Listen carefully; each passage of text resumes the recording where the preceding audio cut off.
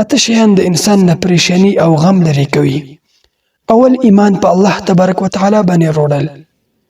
کچیرې ته په الله تبارک وتعالى باندې ایمان وروړې، مطمئنه اوسه چې الله تبارک وتعالى بستانه غم او پریشانی لري کوي. دویم تقوا کول.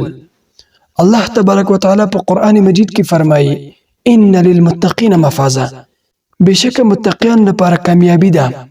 مطمئنه اوسه کچیرې ته تقوا وکړې، الله تبارک وتعالى بستانه غم لري کوي. دریم توکل په الله تبارک وتعالى باندې کول.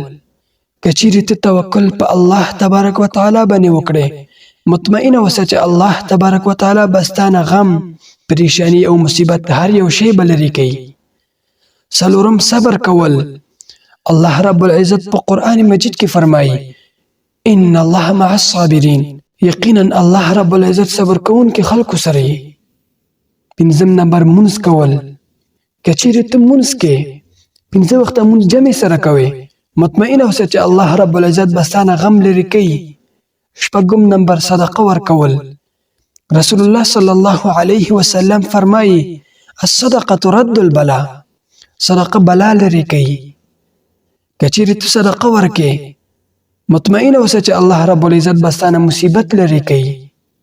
اوم نمبر حاجت د مسلمان پوره کول. هر هغه کس چې د مسلمانانو حاجت پوره کوي، الله رب العزت باغنه پریشانی هر یو شی لري کوي. اتم نمبر یعنی اخیری ذکر او دعا کول.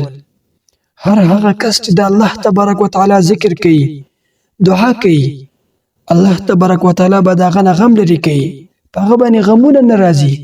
رسول الله صلی الله علیه وسلم فرمایي الدعاء مخ العباده، دعا د عبادت مغز دی. مسلمانانو ورونو، د کوم اته شیان چې ما تاسو ته بیان کړل، الله رب العزت دې موږ ته توفیق راکړي چې په دې باندې عمل وکړو.